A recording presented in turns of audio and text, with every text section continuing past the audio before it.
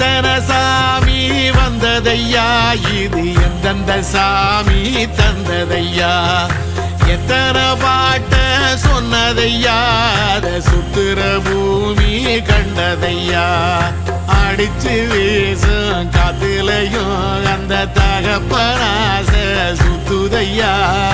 வெடிச்சு பூக்கும் வேதையிலும் ஒரு வம்சத்து கதையே உள்ளதையா,